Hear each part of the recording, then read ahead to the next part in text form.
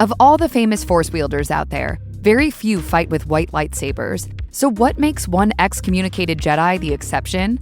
For the better part of 2 decades, Ahsoka Tano has popped up in a fair amount of Star Wars media, and Star Wars fans have essentially watched the Force user grow up in that time. Much like their wielder, Ahsoka's lightsabers have also changed. While she once sported her iconic pair of green and yellow lightsabers, she now fights with 2 brilliant white blades instead. While it's fairly common for Jedi to lose and replace their lightsabers, the story behind Ahsoka's changing lightsabers is a little more complicated than usual. Ahsoka's weapons were actually confiscated during the Wrong Jedi arc in the Clone Wars. When Ahsoka is framed for an attack on the Jedi Temple, she's expelled from the Jedi Order, and all the perks and toys that come with it. Though her master, Anakin Skywalker, is eventually able to clear her name, Ahsoka declines to return to the Order. From the moment she sets off on her own at the end of the Clone Wars Season 5, Ahsoka is no longer aligned with the Jedi.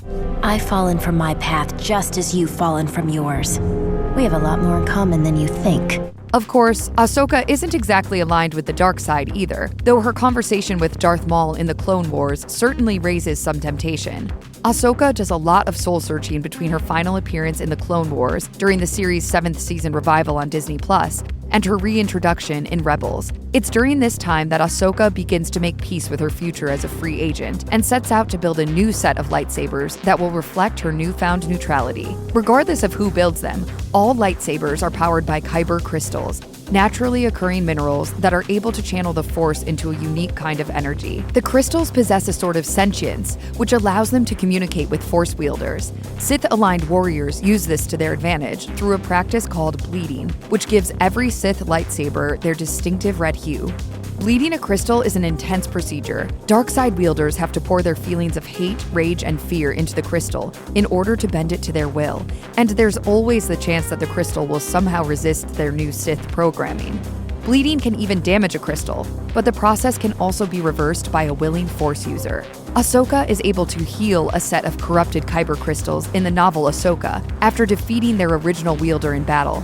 The process turns the crystals pure white, providing the base for her new weapons. Ahsoka's now white blades are more than just an aesthetic choice for the character.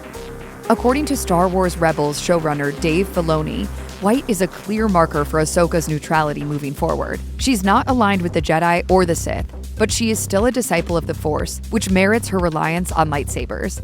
She still has a tendency for kindness, especially once she joins the fledgling Rebel Alliance at the end of the Ahsoka novel. White would continue to inform Ahsoka's characterization throughout her time on Rebels. Her white cloak and staff worn in the series finale show just how much she's matured since she was first introduced in the Clone Wars. Though she's had a rocky past, Ahsoka never stopped chasing the light. There's a reason why white also represents purity. In a way, Ahsoka is the embodiment of all that a Force wielder should be, especially compared to the Jedi that were too blinded by the dark side during the fall of the Galactic Republic.